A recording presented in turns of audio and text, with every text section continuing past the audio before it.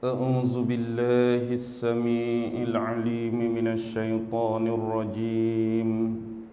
بسم الله الرحمن الرحيم. السلام عليكم ورحمة الله وبركاته.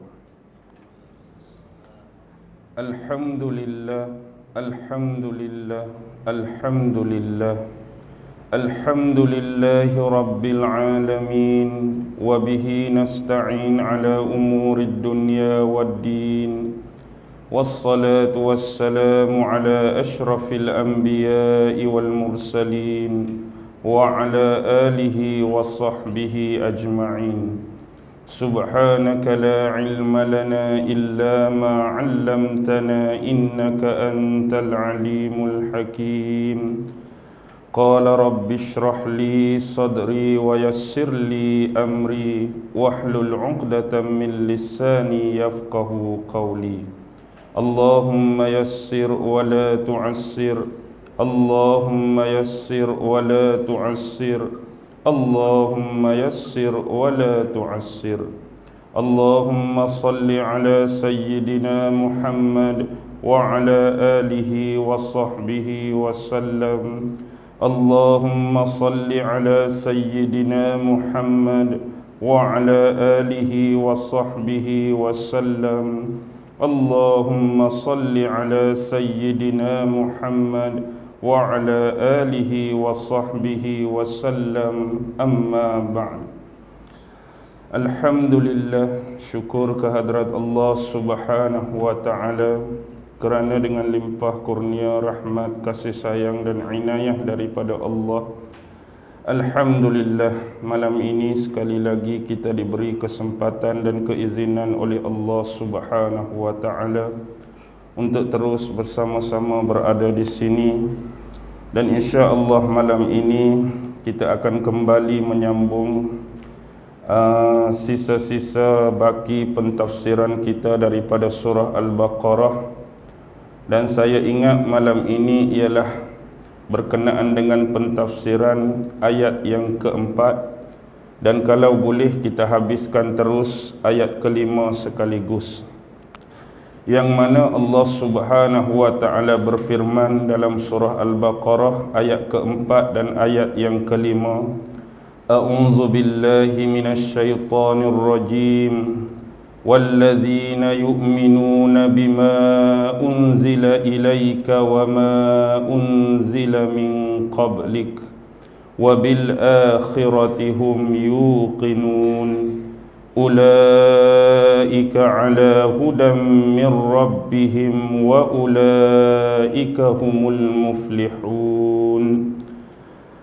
Di dalam surah Al-Baqarah ayat yang keempat dan ayat yang kelima, berkenaan dengan pentafsiran ayat yang keempat, salah seorang sahabat besar Nabi Muhammad sallallahu alaihi wasallam, yaitu Abdullah ibnu Abbas, yang mana Abdullah ibnu Abbas ini selalu kita sinonimkan dengan Ibnu Abbas, yang mana beliau telah menafsirkan surah Al-Baqarah ayat yang keempat ini, wallazina yu'minuna bima unzila ilaika wa ma unzila min qablik, yaitu mereka-mereka yang percaya ataupun mereka-mereka yang beriman dengan apa yang telah diturunkan kepadamu wahai Muhammad. Apa-apa yang diturunkan kepadamu wahai Muhammad bermaksud firman-firman ataupun ayat-ayat Allah dalam bentuk wahyu yang hari ini kita namakan sebagai Al-Quran. Dan mereka mempercayai bahawa Al-Quran dalam bentuk firman dan wahyu tadi sememangnya hak, sememangnya benar datang daripada Allah Subhanahu wa ta'ala. Wa ma unzila min qablik, dan mereka juga mempercayai apa-apa dalam bentuk firman-firman dan ayat-ayat Allah yang pernah turun kepada para utusan-utusan Allah daripada kalangan rasul-rasul sebelum kedatangan Nabi Muhammad sallallahu alaihi wasallam. Ini memaksakan kita mengembalikan 3 kitab sebelum ini yang pernah diturunkan oleh Allah kepada para rasul, iaitu Taurat kepada Nabi Allah Musa, Zabur kepada Nabi Allah Daud, dan Injil kepada Nabi Allah Isa alaihi salam. Dan mereka juga beriman, percaya dan meyakini bahawa firman-firman ataupun ayat-ayat tadi yang terkandung di dalam kitab-kitab sebelum ini merujuk kepada Taurat, Zabur dan Injil juga adalah benar dan hak datangnya daripada Allah Subhanahu wa taala. Wabil akhirati hum yuqinun, dan mereka juga berkeyakinan, mempercayai bahawa akan adanya hari akhirat, hari kebangkitan, hari perhitungan. Bila sebut tentang hari akhirat, dia juga meliputi perkara-perkara yang meliputi di sebaliknya, termasuklah tentang syurga, termasuklah tentang neraka, termasuklah tentang hisab, termasuklah tentang mizan, iaitu amal-amal timbangan manusia di hadapan Allah di akhirat kelak. Dan kenapa dia dinamakan sebagai hari akhirat? Kerana dia ialah berlakunya sesudah kehidupan di dunia yang fana ini, maka berakhirnya kehidupan dunia itulah dinamakan sebagai hari akhirat. Dan di hari itulah setiap manusia diminta dipertanggungjawabkan atas amalan-amalan, perilaku-perilaku dan perbuatan-perbuatan masing-masing di hadapan Allah. Jadi ayat yang keempat ini ditafsirkan melalui pentafsiran Ibnu Abbas. Sebagaimana yang disebutkan di awal tadi, kita pun sedia maklum dalam sejarah bahawa Ibnu Abbas ini ialah sepupu kepada Rasulullah sallallahu alaihi wasallam, kerana bapa dia ini Abbas ialah bapa saudara kepada Nabi. Walaupun pada halnya yang sebenar, Abbas bapa saudara Nabi ini bukan adik-beradik seibu, tetapi dia cuma adik-beradik sebapa dengan bapa Nabi Abdullah. Sebab isteri kepada Abdul Muttalib tok Nabi ni ramai. Antaranya ada yang nama Fatimah, ada antaranya yang nama Nutailah ibnu Janab, ada yang bernama Muammanah bin Amr, ada yang nama Halah bin Wahib, ada yang nama Lubna bin Hajar. Baik, sebagai tambah nilai, sebelum kita bergerak kepada pentafsiran ayat yang keempat, suka saya peringatan bila pada awal ni kita kaitkan dengan Ibnu Abbas sebagai contoh. Di antara isteri-isteri Abdul Muttalib, yang pertama ialah Fatimah binti Amru. Daripada perkahwinan dengan Fatimah ini telah dikurniakan 4 orang cahaya mata. Yang pertama ialah Al-Haris. Jadi Al-Haris ni ialah anak yang tertua bagi Abdul Muttalib, anak yang tertua dan bapa saudara yang tertua bagi Rasulullah sendiri. Yang kedua ialah Abdul Manaf, iaitu hamba kepada nama Tuhan berhala mereka, salah satu tu nama Manaf.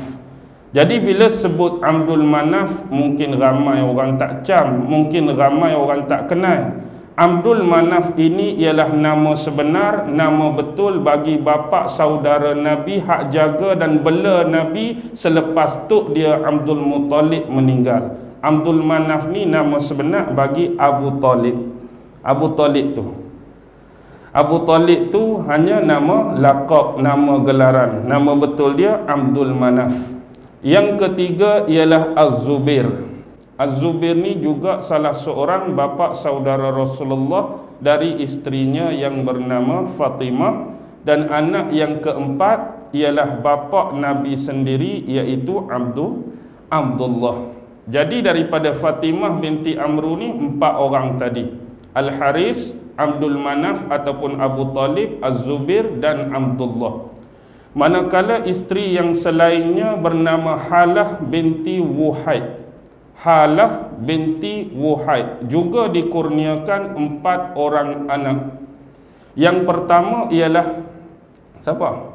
Daripada 4 orang tu antaranya ialah bapa saudara Nabi yang kira dianggap sebagai mewarisi sifat kependekaran, kepahlawanan disegani, iaitu yang banyak membentengi Nabi walaupun pada awal-awalnya dia belum masuk Islam, iaitu Hamzah bin Abdul Muttalib.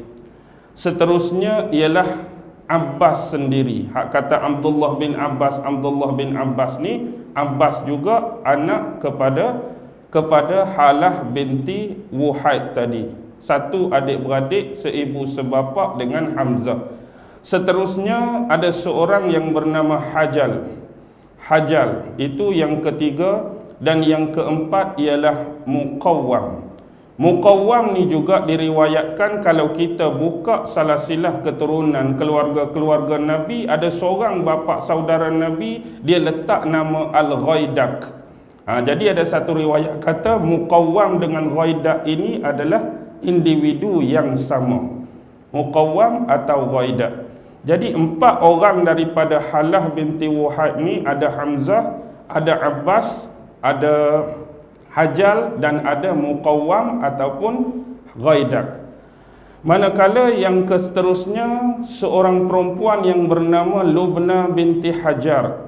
Kalau Lubna binti Hajar ni seorang saja, dia dapat anak yang diberi nama Abdul Uzza, hamba kepada Uzza, iaitu salah satu daripada nama Tuhan berhala mereka, Uzza. Jadi sebut Abdul Uzza pun ramai tak cam.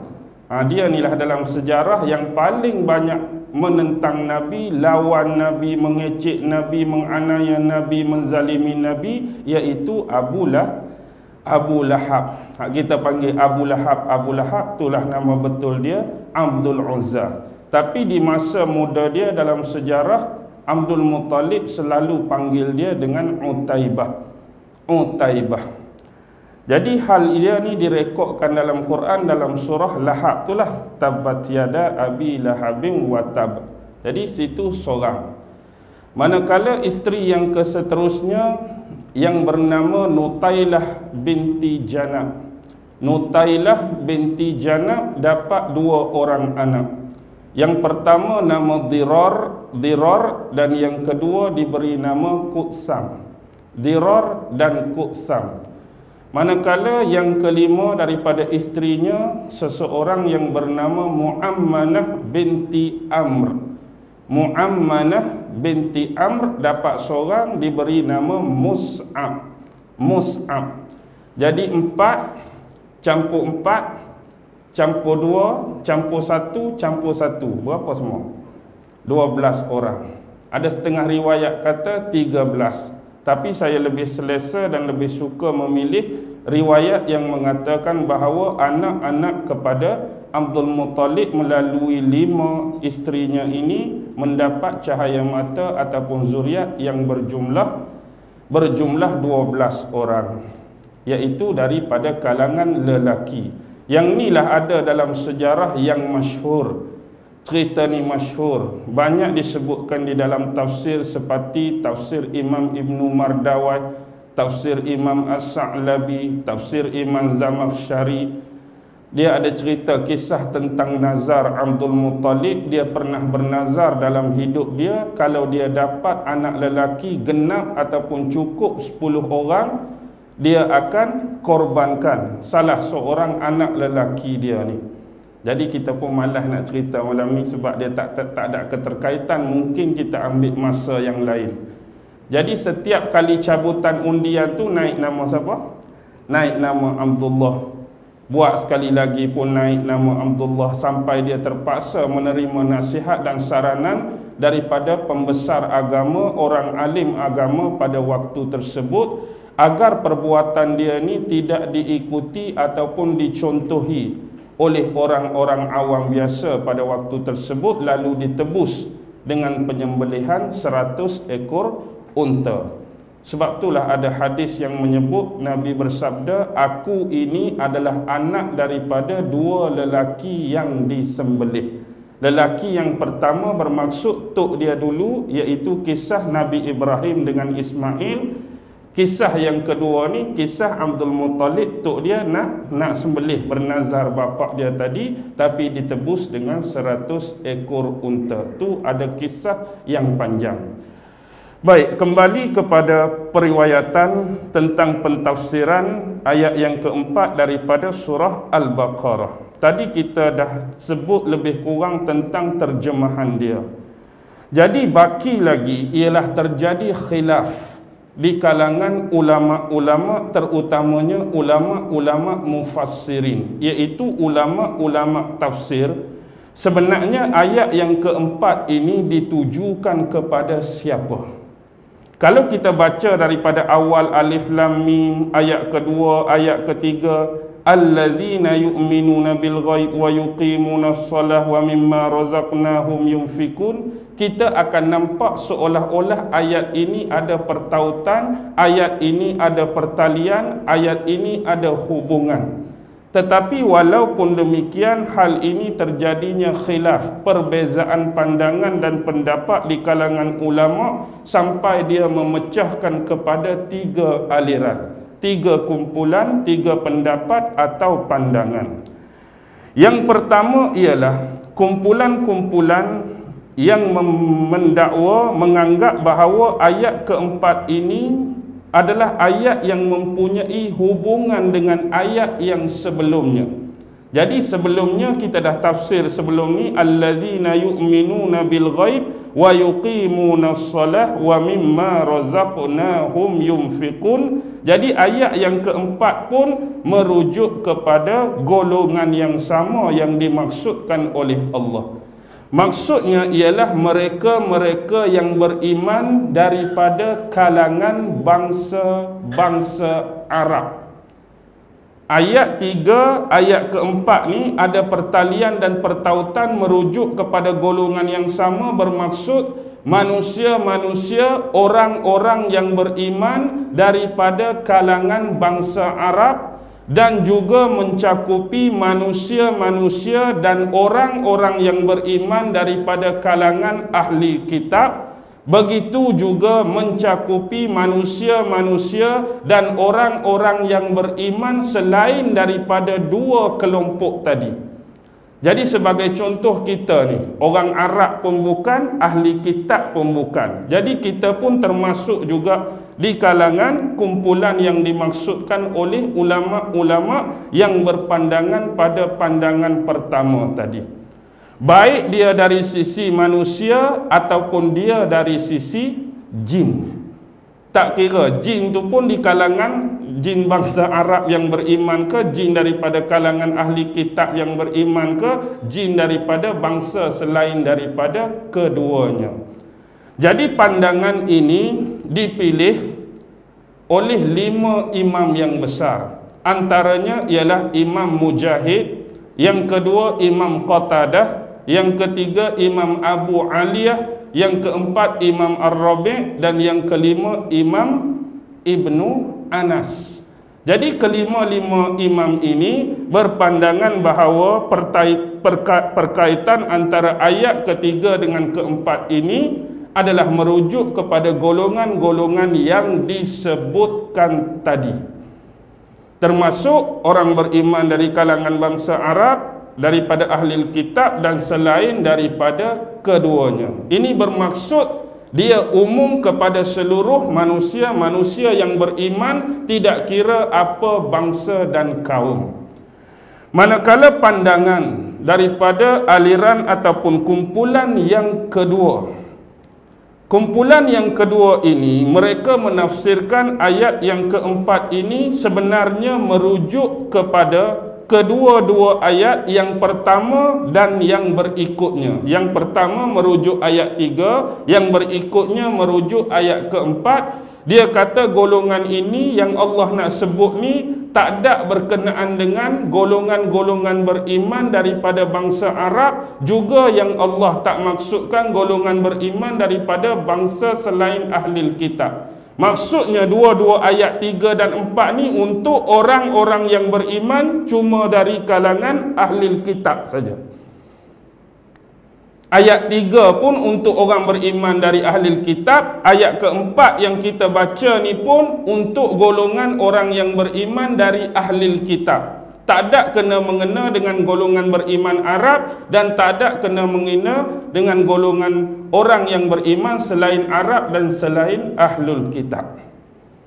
Jadi mereka berpandangan demikian dengan mengatakan bahawa huruf waw, kan allazina yu'minuna bil ghaib wa yuqimuna shalah wa mimma razaqnahum yunfikun, ayat nombor 4 tu wallazi.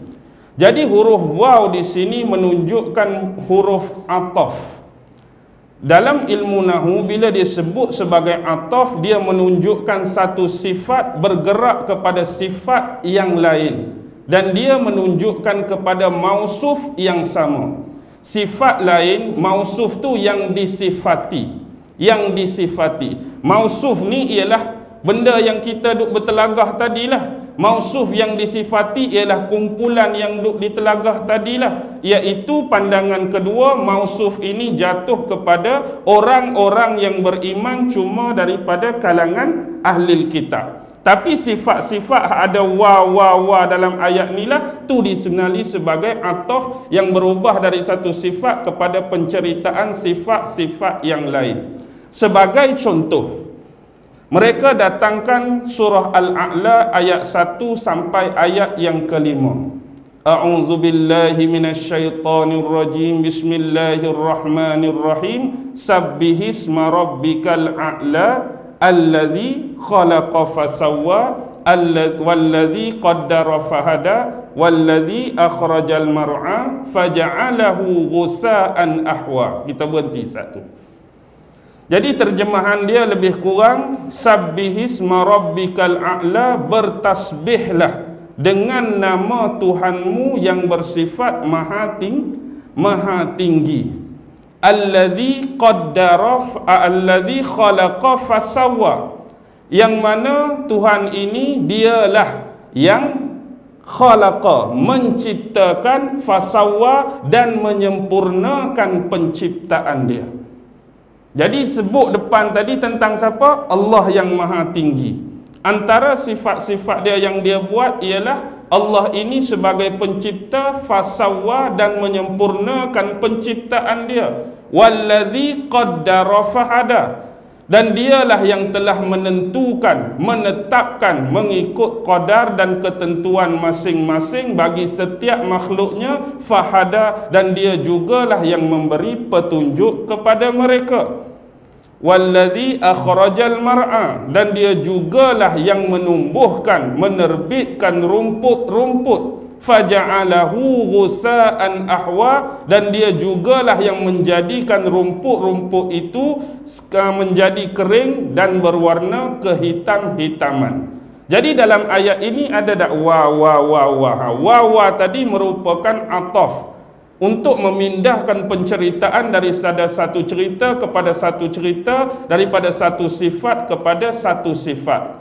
Macam-macam tadi tak? Allah cipta, Allah menyempurnakan, Allah menentukan, Allah tumbuh rumput. Tapi mausuf tak berubah. Yang disifati itu tetap kembali kepada zat Allah Subhanahu wa ta'ala yang maha tinggi. Begitu juga berkaitan dengan ayat ni, marilah dia tu percaya kepada benda gaib ke, percaya bersemayang 5 waktu ke, kemudian dia menafkahkan apa yang direzekikan ke, ataupun dia beriman kepada kitab Nabi Muhammad, kitab sebelum ni, beriman pada hari akhirat pun, walaupun sifat penceritaan tu berubah, tapi orang yang nak disifati mausuf tu tetap kembali kepada manusia-manusia yang beriman cuma di kalangan ahlul kitab. Dia sama dengan sebuah syair. Syair ni sebuah syair yang indah. Ada seorang penyair tu dia sebut, ilal malikil qarmi wabnul hummam walaisil katibati ful muzdaham. Ilal malikil qarmi wabnul hummam, kepada seorang raja daripada Al-Qarm. Raja Al-Qarm wa Ibnul Hammam, iaitu Ibnul Hammam. Raja ni, Raja Qarm, nama dia Ibnul Hammam. Wa laisil katibati fil muzdaham, Elias atau singa perang, ataupun singa pasukan dalam perang yang getir, singa pasukan dalam perang yang hebat. Dia nak sebut Elias singa perang ke, dia hebat dalam pertempuran ke, itu adalah ataf, sifat-sifat. Tapi mausuf yang disifatkan kembali mengenai kisah seorang Raja Qarm yang bernama Ibnul Hammam tadi. Jadi sifat tu boleh berubah penceritaan dia, tapi orang yang disifati itu kembali kepada seorang Raja Qarm yang bernama Ibnul Hammam. Itu pandangan yang kedua. Kalau kita buka pentafsiran daripada Ibnu Katsir, dia tak cerita pun nama-nama ulama yang berpandangan dan berpegang kepada aliran yang kedua. Dia cuma datangkan pandangan kumpulan kedua, tapi ulama-ulama penyokong, penguat dan pengukuh tak ada disenaraikan sebagaimana yang pertama ada 5 ulama tadi kan. Manakala pendapat yang terakhir, iaitu pendapat yang ketiga, yang mana pendapat ini mengatakan bahawa ayat yang ketiga itu merujuk kepada manusia-manusia yang beriman daripada kalangan bangsa Arab. Manakala ayat keempat yang kita baca malam ni menjurus kepada manusia-manusia yang beriman daripada kalangan ahlil kitab. Nampak tak tiga-tiga perbezaan tadi? Kalau terlupa, kalau payah nak ingat, kita bagi statement yang cukup mudah. Kalau pandangan pertama, ayat 3 dengan ayat yang keempat meliputi kesemuanya. Beriman daripada orang Arab, beriman daripada ahlul kitab, beriman daripada selain dua kelompok tu, 3 dengan 4, itulah maksud dia. Kalau kumpulan yang kedua tadi hanya menjurus kepada satu kelompok, satu aliran, satu kumpulan, satu golongan. 3 dengan 4 merujuk kepada cuma mereka yang beriman dari ahlul kitab. Manakala yang terakhir dan ketiga, ayat nombor 3 khusus untuk manusia yang beriman daripada orang Arab. Ayat keempat tu khusus untuk manusia yang beriman daripada ahlil kitab. Okey, yang berpandangan demikian, ini dinukil satu pendapat daripada Imam As-Saddi di dalam tafsir dia, iaitu tafsir Imam As-Saddi, yang mana ini didapati riwayat daripada Ibnu Abbas, juga Ibnu Mas'ud dan sebahagian besar jumlah sahabat. Jadi pendapat inilah yang dipegang oleh salah seorang imam tafsir pada period mutaqaddimin.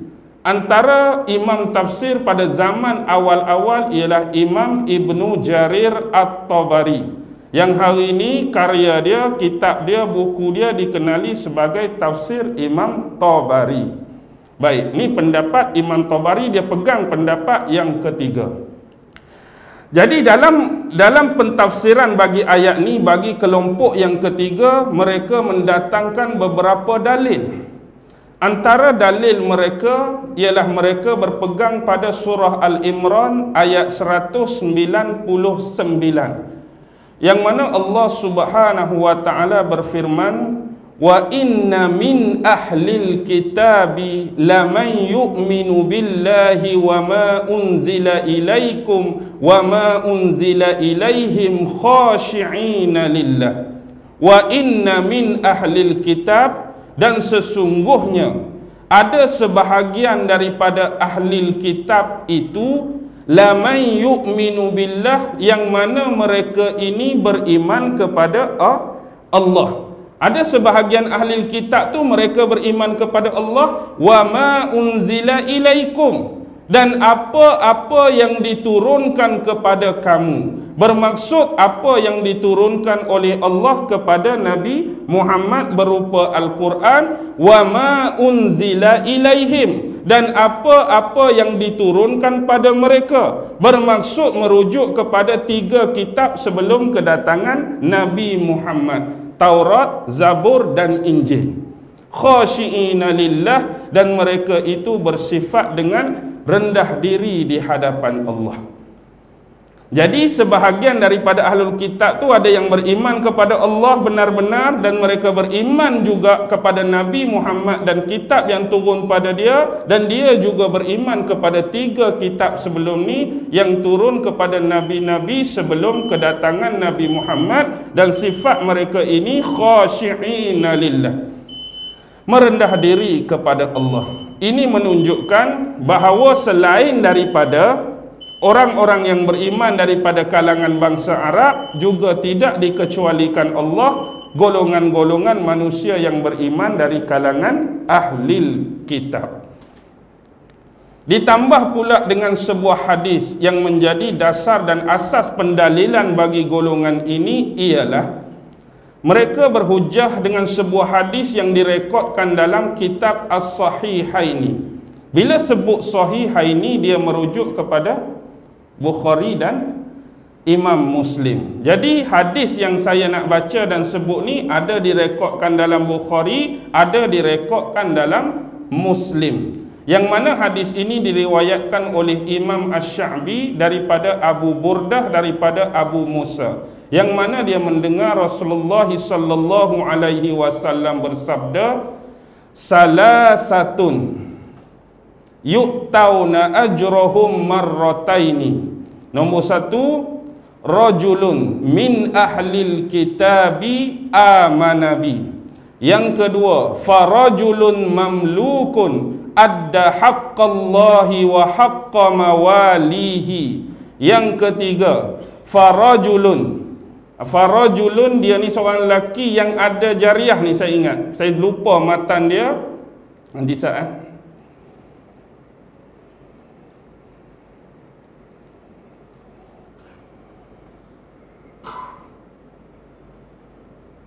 farajulun addaba jariyatahu fa ahsana ta'dibaha summa a'taqaha wa tazawwajaha.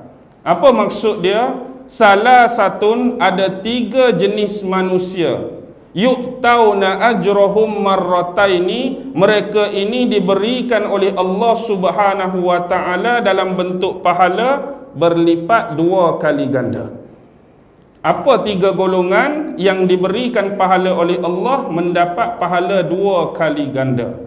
Yang pertama, rajulun min ahlil kitab amanabi, seorang lelaki daripada ahlil kitab yang dia ini beriman dan percaya kepada kitab-kitab yang pernah diturunkan oleh nabi-nabi dan rasul sebelum aku. Jadi mari Taurat, dia beriman dengan Taurat, beriman dengan Musa. Mari Zabur, dia beriman dengan Zabur, beriman dengan Daud. Mari pula Injil, beriman dengan Injil, beriman dengan Isa, di samping beriman dengan nabi-nabi dan rasul yang lain. Kemudian datang aku pun, dia beriman dengan aku dan beriman dengan apa yang diturunkan kepada aku, iaitu kitab Al-Quran. Yang ni dapat 2 pahala.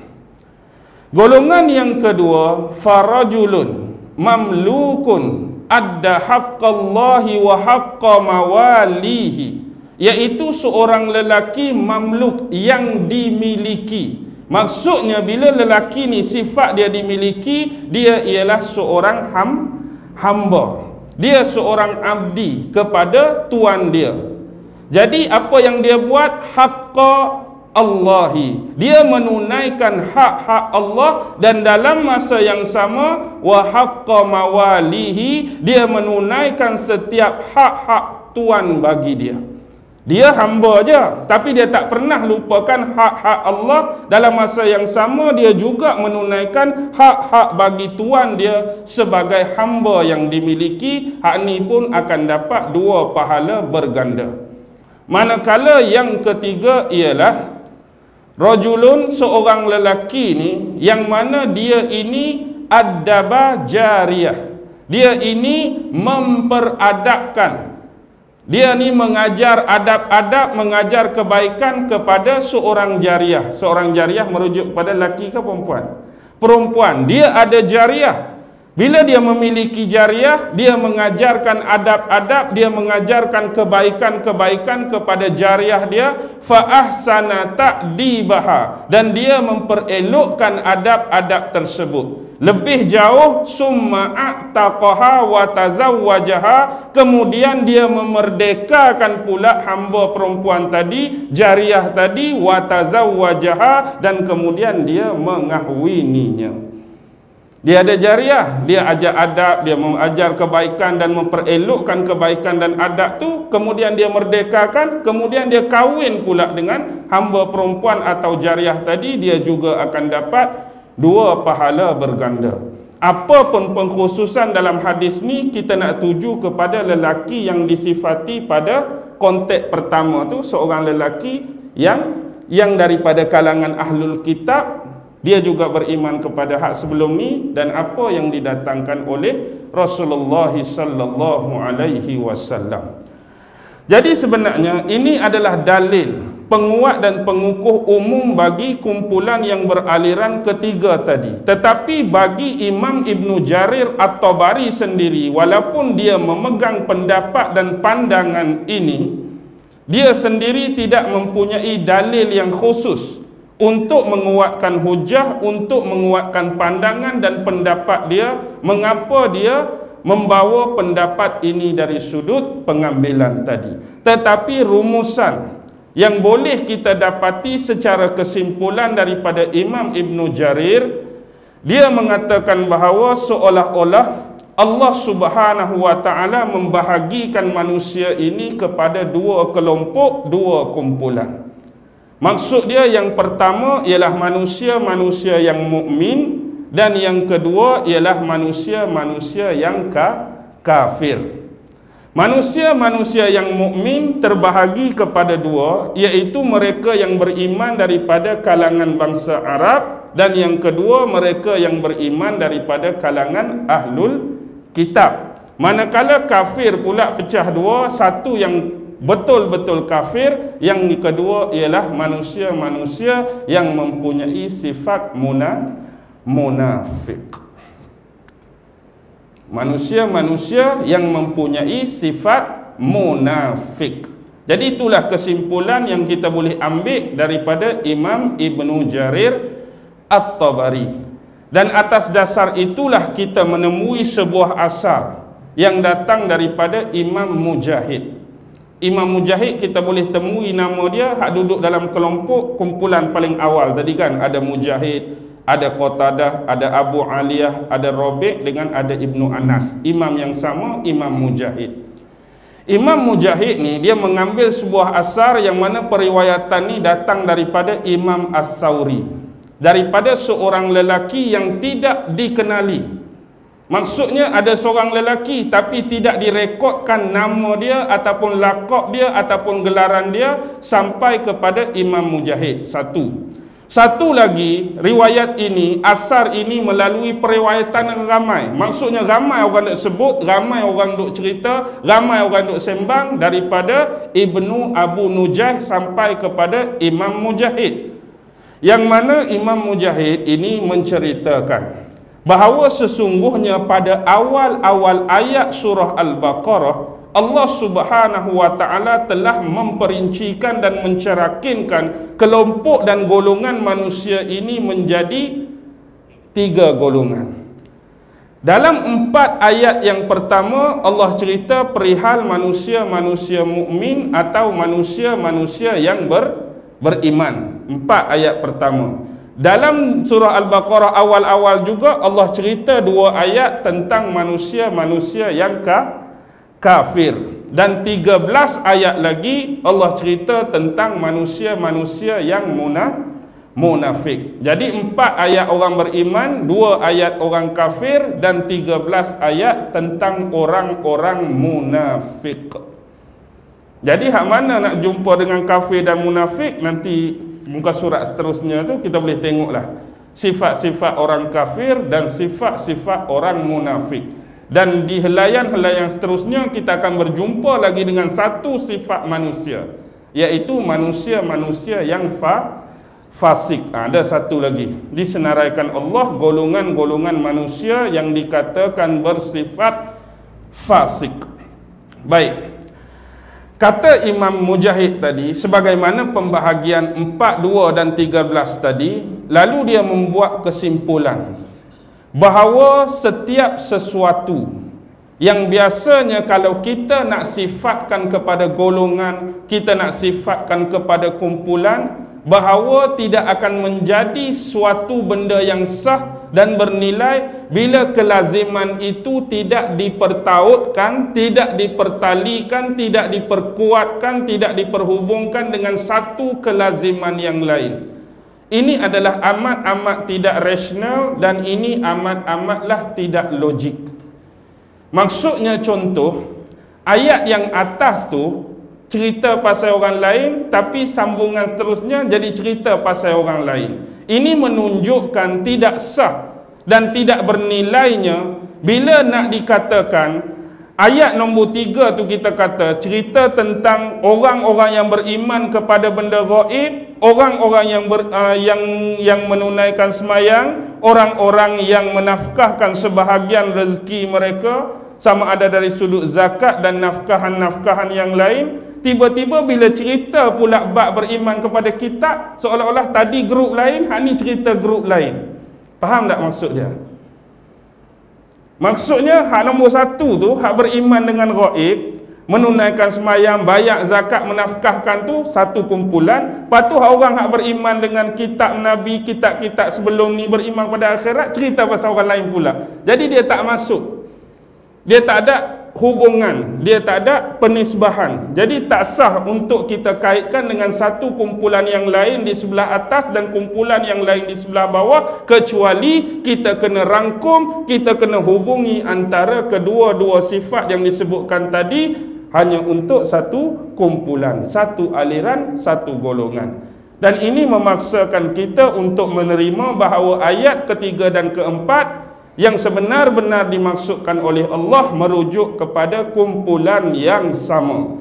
Tak kira dia itu seorang yang beriman daripada kalangan bangsa Arab, dia juga beriman daripada kalangan Ahlul Kitab, dia juga beriman daripada selain kedua-duanya. Bukan orang Arab, bukan Ahlul Kitab, baik dia di kalangan manusia atau dia daripada kalangan jin.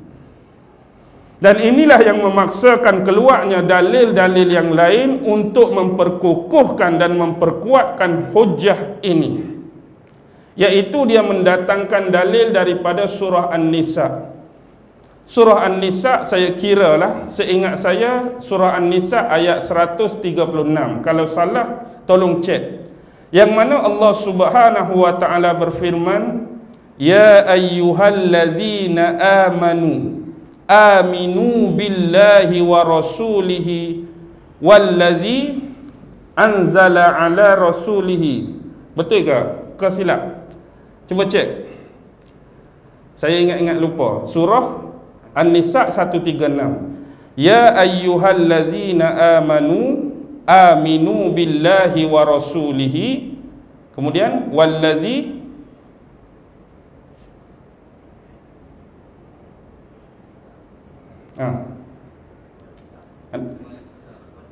wal kitab, wal kitabil ladzi anzala rasulihi wal kitabil ladzi anzala min qabl. Betul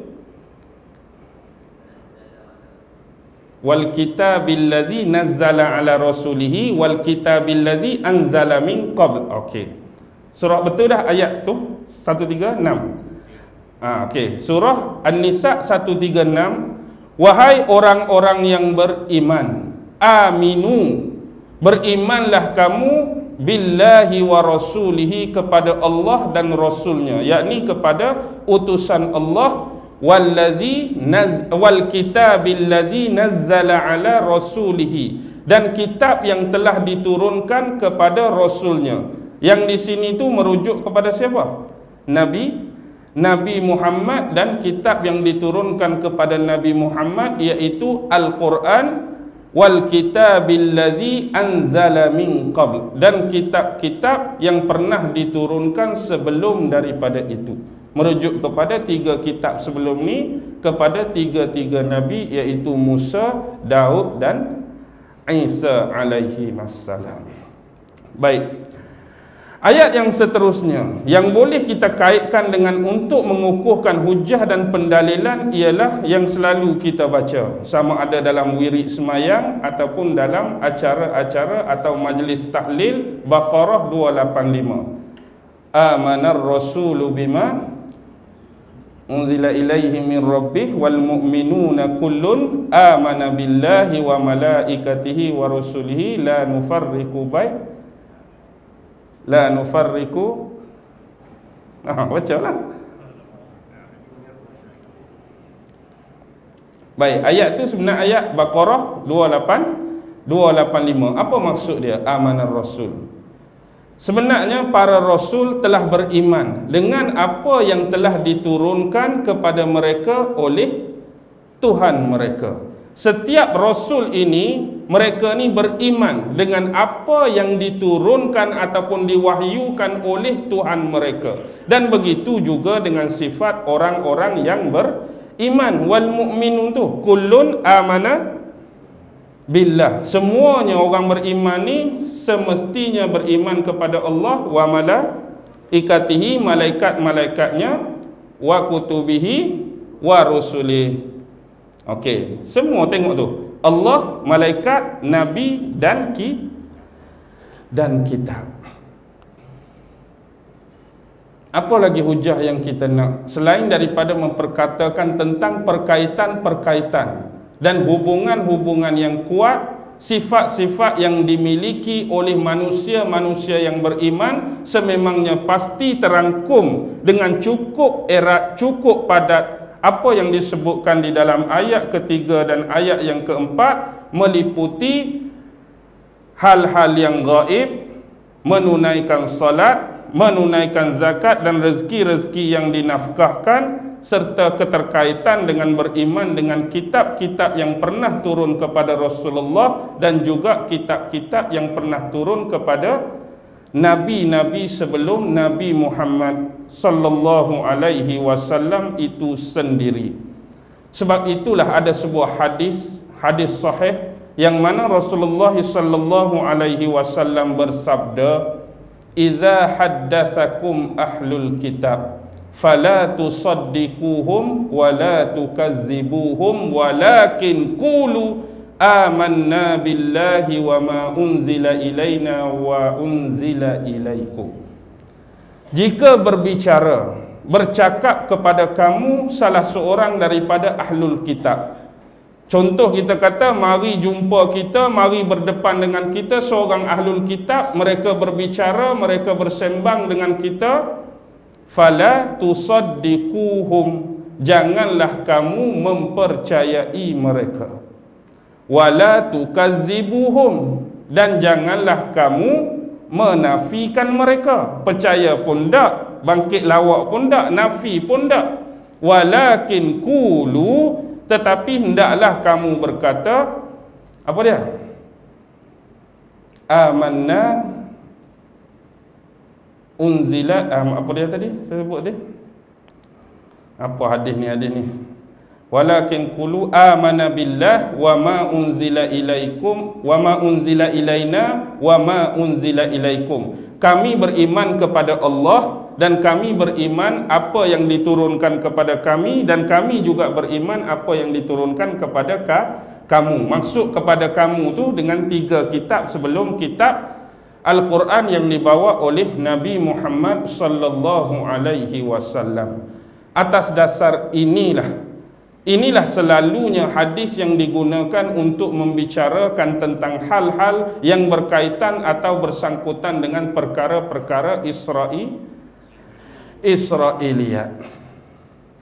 Jadi sebab apa dikatakan Israiliyat? Bermulanya Israiliyat secara ringkasnya ialah bila mana ramainya daripada kalangan orang-orang Yahudi dan tidak terkecuali ulama-ulama ataupun rahib-rahib, pedri-pedri besar mereka mula masuk dan memeluk Islam pada zaman Rasulullah. Antaranya seperti Abdullah bin Salam, Ka'ab bin Ahbar, Wahab bin Munabbih dan beberapa nama yang lain.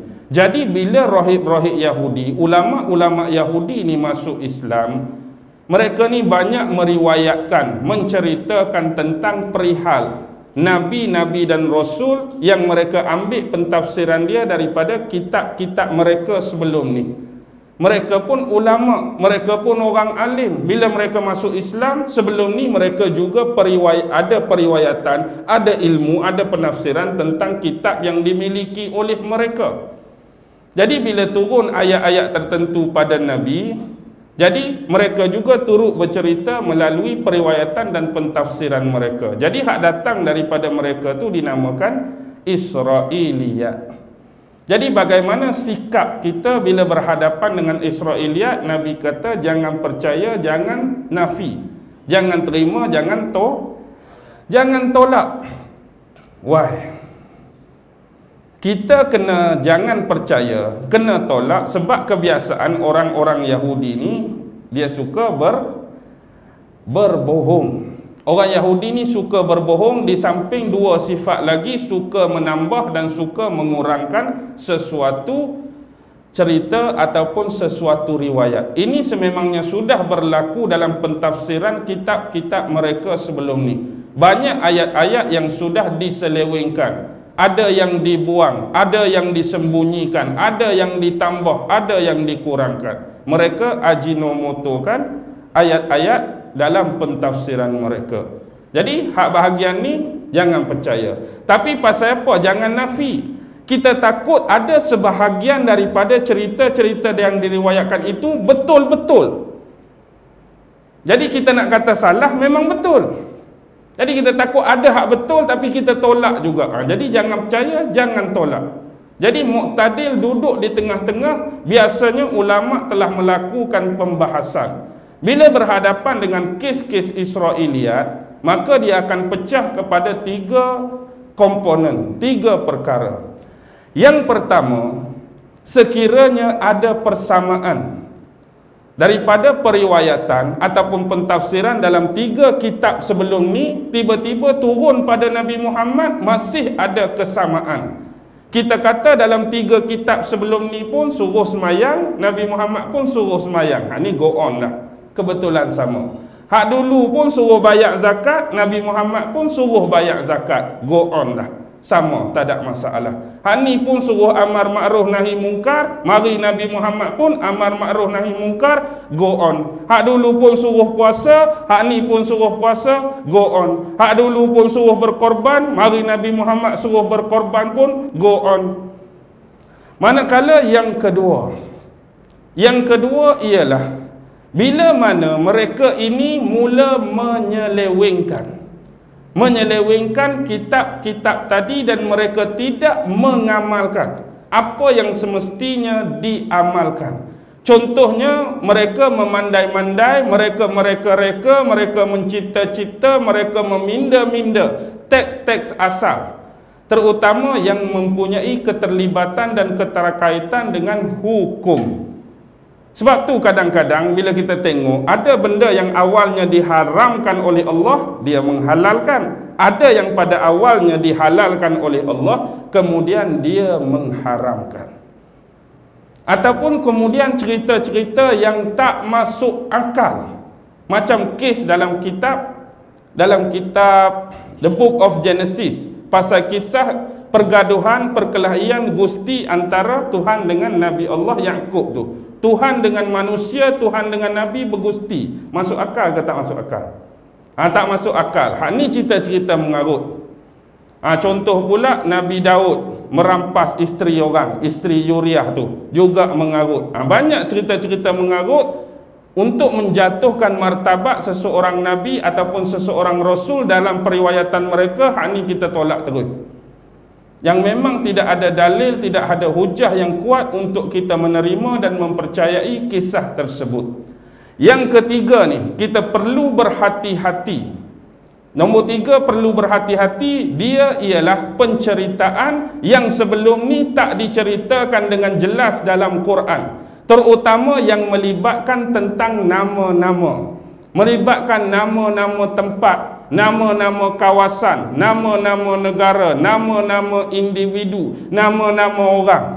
Jadi contoh dalam Quran, dia sebut umum tempat, tapi mari pentafsiran ni, tempat ni nama sekian-sekian.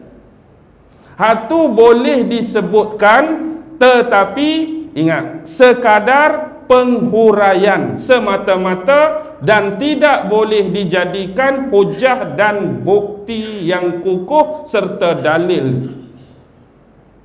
Contoh kita kata Ashabul Kahfi. Dalam Quran ada cerita tak nama-nama dia? Ada tak nama-nama dalam ayat Quran Ashabul Kahfi? Tak ada. Cerita Ashabul Kahfi ada.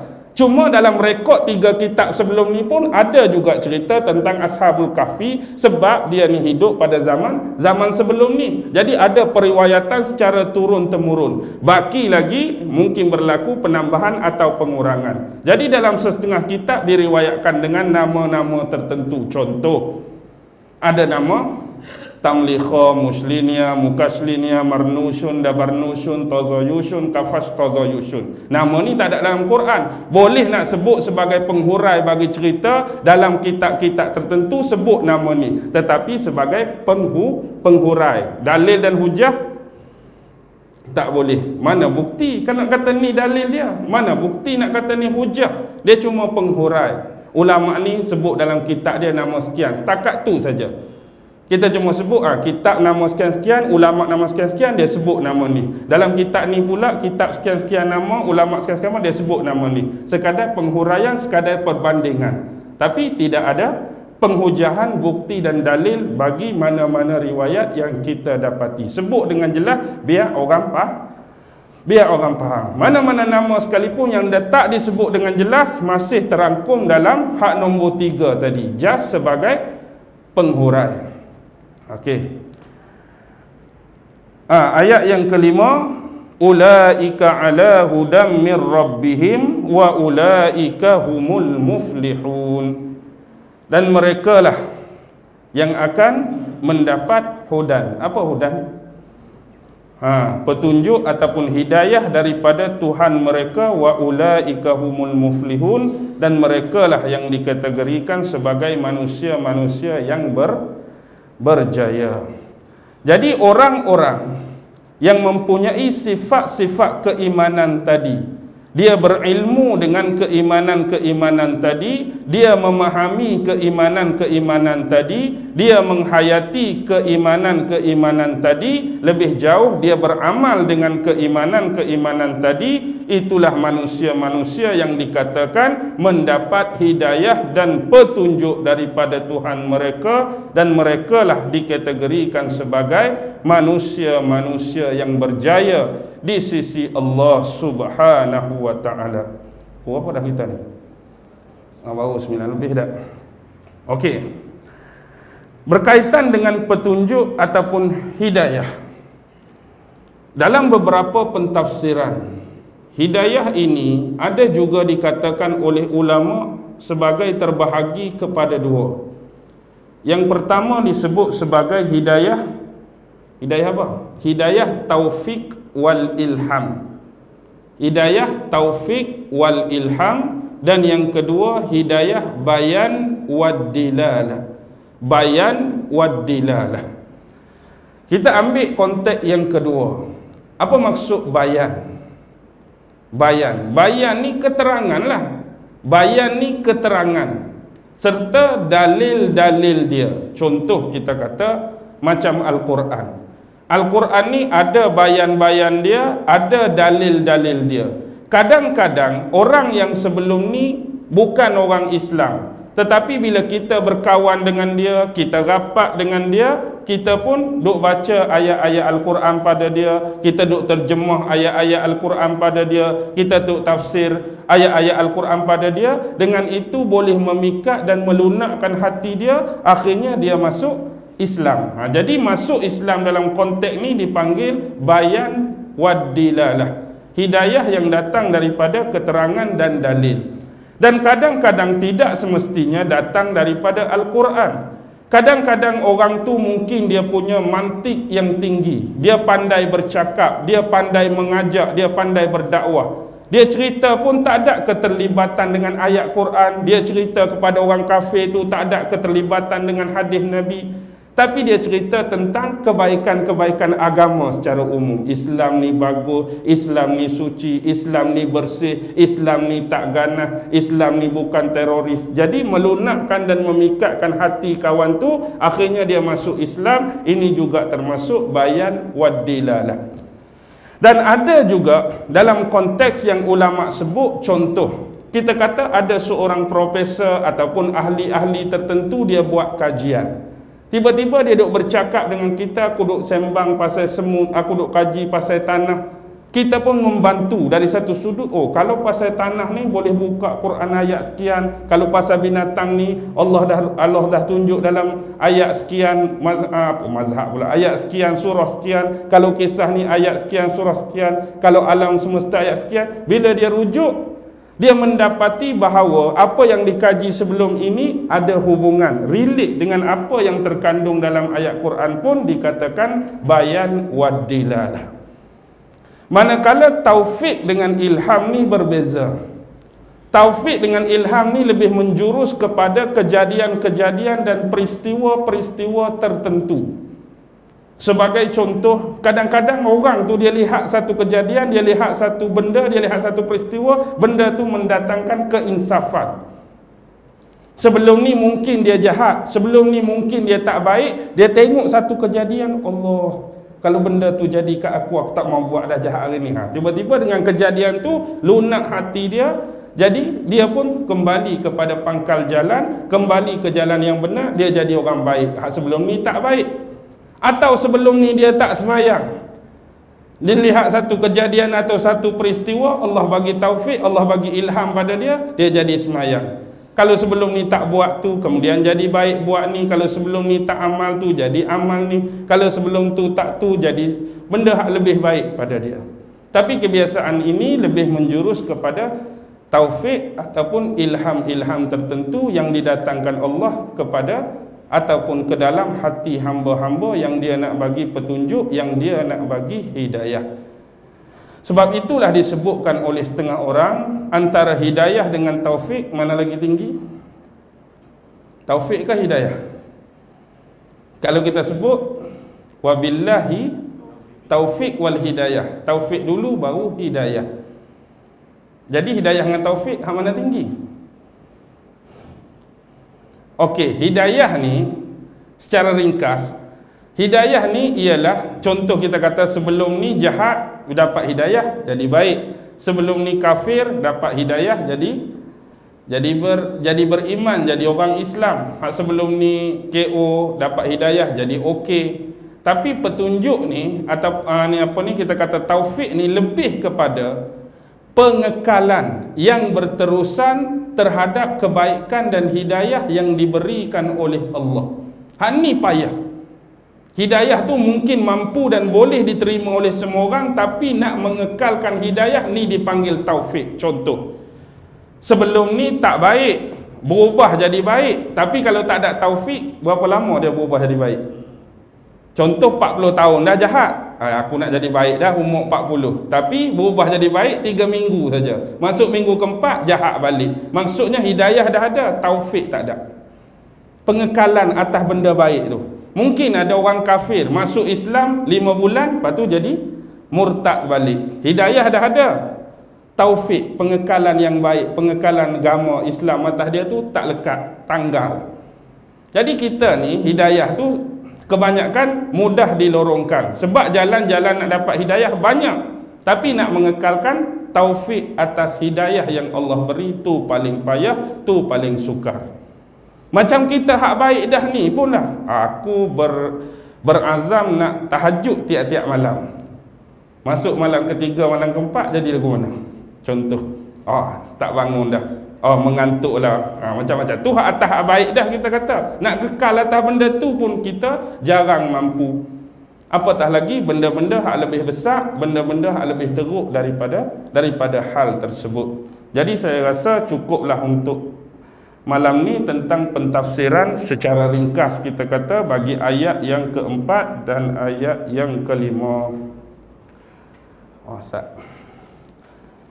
Aduh, dah masih.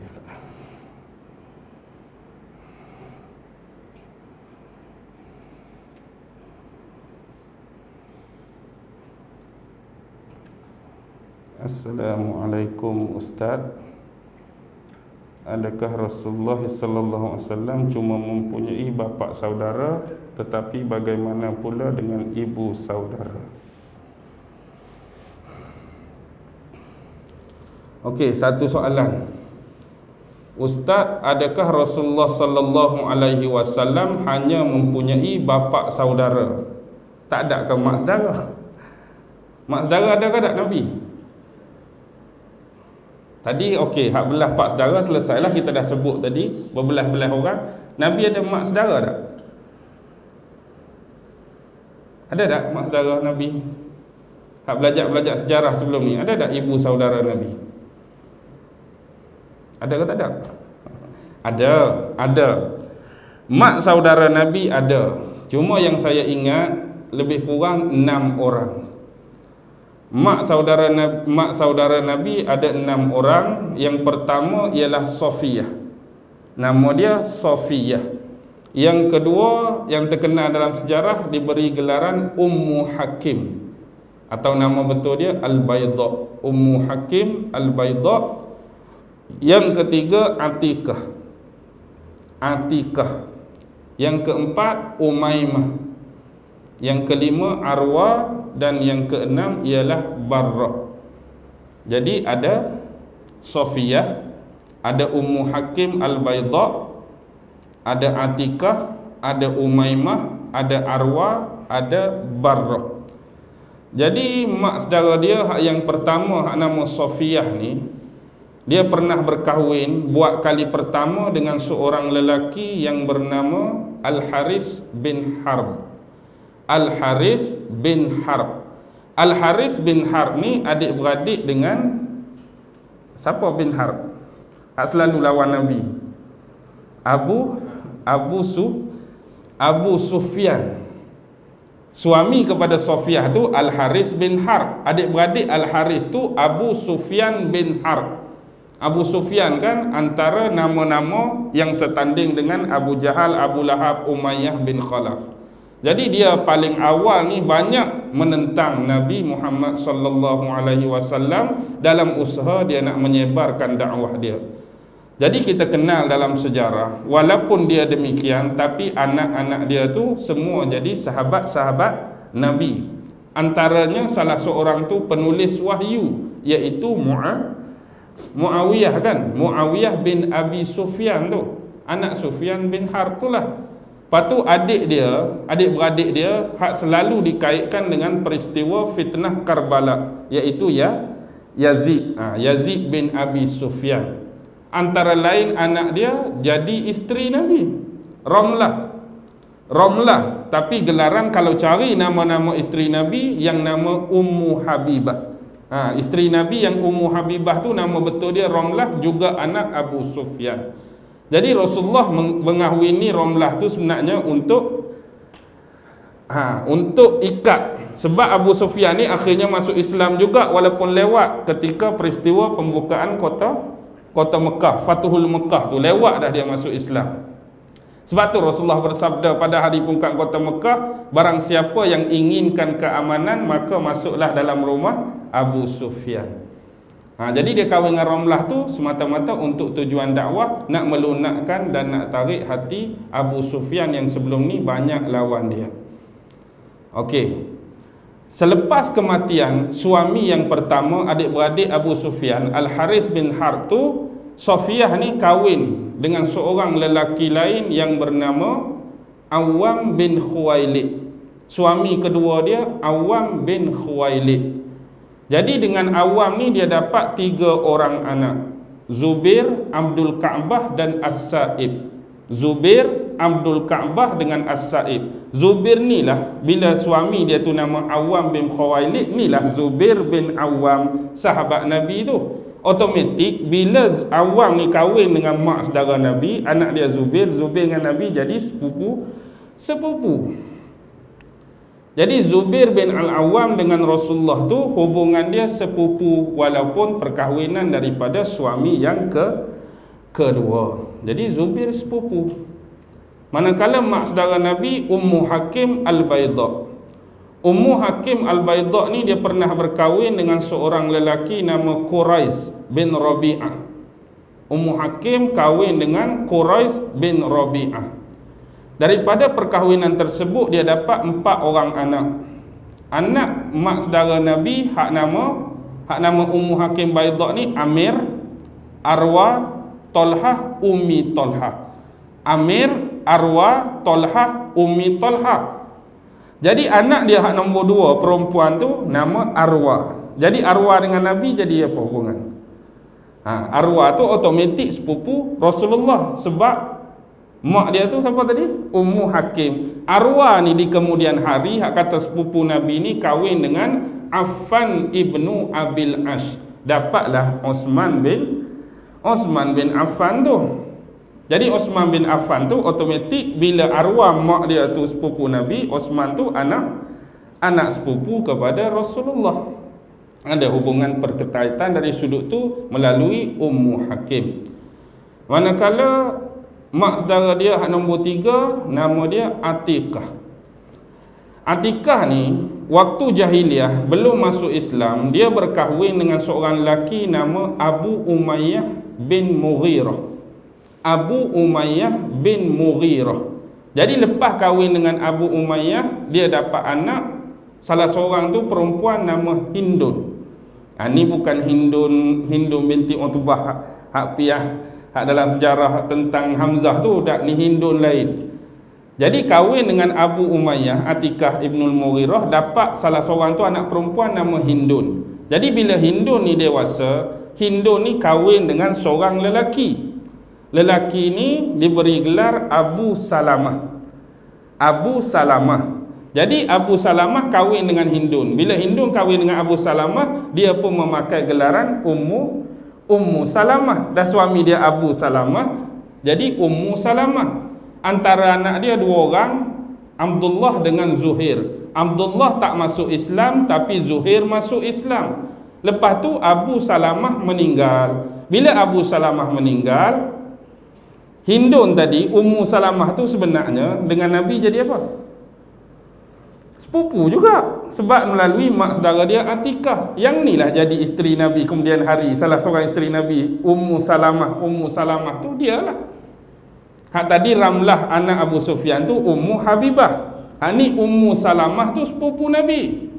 Sebelum kahwin dengan Nabi, dia kahwin dengan Abu Salamah. Jadi nama dia Hindun, tukar Ummu Salamah. Mati Abu Salamah, jadi Nabi kahwin dengan dia. Jadi Nabi kahwin sepupu dia. Okey, tu melalui Atiqah. Kalau melalui Umaymah, Umaymah ni dia kahwin dengan Jahshin bin Riyad. Suami dia Jahshin bin Riyad dapat 4 orang anak, 2 lelaki, 2 perempuan. Anak lelaki Abdullah, seorang lagi Ubaidillah. Anak perempuan Zainab dengan Hamnah. Zainab dengan Hamnah. Tengok suami dia tadi nama apa? Jahshin bin Riyad. Seorang anak perempuan dia nama Zainab binti Jahshin. Juga isteri Nabi kan, Zainab binti Jahshin. Isteri Nabi yang nama Zainab 2 orang. Satu Zainab binti Jahshin, satu Zainab binti Khuzaimah. Zainab binti Jahshin. Tapi sebelum kahwin dengan Nabi, Zainab kahwin dengan anak angkat Nabi, Zaid bin Harisah. Inilah sejarah panjang. Nabi sendiri pi pinang Zainab binti Jahshin untuk anak angkat dia Zaid bin Harisah. Walaupun sebenarnya hati Zainab memang nak dekat Nabi, tapi dia terpaksa menerima kerana Nabi sendiri yang jadi peminangan bagi dia. Jadi kahwin. Walaupun demikian, perkahwinan ni tak kekal lama. Sebab dikatakan ada krisis. Selepas pada tu Zaid ni memanglah, sebab dia ni di kalangan orang-orang Habsyi. Biasa orang Habsyi ni rambut kerinting, kulit gelap. Lepas tu satu lagi dikatakan Zaid ni ada masalah pada hidung dia. Kalau kita tak tahulah sinus ke resdung ke, yang menyebabkan selalu mengalirkan air dan mengeluarkan bau yang kurang menyenangkan. Jadi lebih kurang kahwin tak lama, diceraikan oleh Zaid. Barulah Nabi Nabi ambil Zainab binti Jahsyin tu jadi isteri dia. Ni ada dalam surah Al-Hajj. Di sini ada satu hukuman yang Allah nak turunkan. Dia dalam adab masyarakat Arab jahiliah sebelum ni, dia anggap anak angkat ni, kalau siapa ada anak angkat, dia sama macam anak sendiri. Contoh, kalau saya ada anak saya kahwin, kemudian anak saya mati, saya tak boleh dah nak kahwin dengan isteri anak saya. Kalau saya ada anak angkat sekalipun, padahal anak angkat je, sepatutnya saya boleh kahwin dengan isteri anak angkat. Tapi bagi masyarakat Arab jahiliah, anak angkat ni sama status, sama title macam anak sendiri. Isteri anak angkat pun tak boleh kahwin. Jadi Allah sebenarnya bagi kes ni berlaku kepada Nabi dan Zaid, dia nak membatalkan. Dia nak membatalkan adat masyarakat jahiliah yang jelek ni, nak menunjukkan bahawa seorang bapa angkat boleh mengahwini bekas isteri anak angkat dia. Jadi melalui cara Zaid dulu kahwin, Zaid bercerai, Nabi kahwin dengan Zainab. Dan sememangnya lebih awal lagi, sememangnya Zainab tu untuk Rasulullah sallallahu alaihi wasallam. Atau kes Zainab, mak saudara dia melalui Umaymah. Manakala arwah ni jangan tertukar, ni arwah mak saudara Nabi. Hak tadi arwah sepupu Nabi. Anak Ummu Hakim tu nama kebetulan sama arwah juga, ni arwah mak saudara. Yang ni tak ada keterlibatan, tak ada keterkaitan. Setakat saya tahu, saya ingat dia kahwin 2 kali. Pertama dia kahwin dengan Umair bin Wahab, dapat seorang anak lelaki nama Tulaib. Yang kedua dia kahwin dengan seorang lelaki lain, Arta'ah bin Syahrabil bin Hashim, dapat seorang anak perempuan, dia letak nama Fatimah. Itu saja. Manakala yang keenam, hak mak saudara dia nama Barrah ni dia kahwin dengan As'ad, Abul Asad. Kahwin dengan Abu Asad ni dapat Abu Salamah. Abu Salamah hak kahwin dengan Ummu Salamah tadi. Rupa-rupanya Ummu Salamah tu sepupu Nabi, Abu Salamah kahwin tu rupanya sepupu Nabi juga, tapi anak kepada mak saudara hak belah Barrah tu. Jadi rupanya tadi Abu Salamah dengan Ummu Salamah juga kahwin sepupu. Jadi dia sepupu Nabi melalui mak saudara Nabi hak nombor 6 Barrah tadi. Okey. Jadi nampak tak hubungan tu? Dia duk main kot tu juga. Dia tak pergi ke mana pun. Baik. Nampak dah berapa orang tadi? Ingat tak nama tu? 6. Nama ingat? Ingat tak? Ingatlah. Awal-awal lagi ni kan. Lepas sembahyang isyak nanti, kalau ada sesi soal jawab, tanya balik dah. Sofiyah, Ummu Hakim Baidah, Atikah, Umaymah, Arwah dan Barrah. Dan kita sebut dah suami-suami dan anak-anak yang mempunyai perkaitan dan pertalian hubungan, kekerabatan dan persaudaraan dengan Rasulullah sallallahu alaihi wasallam. Secara kesimpulan, hak depan tadi, Nabi ni ada 11 orang bapa saudara, 12 tu sebab ayah dia sekali Abdullah, dan mak saudara ada 6 orang. Wabillahi taufiq wal hidayah. Wassalamualaikum warahmatullahi ta'ala wabarakatuh. A'udzu billahi as-sami'il 'alim minasyaitonir rajim. Bismillahirrahmanirrahim. اللهم إنك تعلم أن هذه القلوب قد اجتمعت على محبتك والتقت على طاعتك وتوحدت على دعوتك وتعاهدت على نصرة شريعتك فوسك اللهم رابطتها وأدم ودها واهدها سبلها واملأها بنورك الذي لا يخبو واشرح صدورها بفيض الإيمان بك وجميل التوكل عليك وأحيها بمعرفتك وأمتها على الشهادة في سبيلك إنك نعم المولى ونعم النصير وصلى الله على سيدنا محمد وعلى آله وصحبه وسلم سبحان ربك رب العزة عما يصفون وسلام على المرسلين والحمد لله رب العالمين. الله أكبر.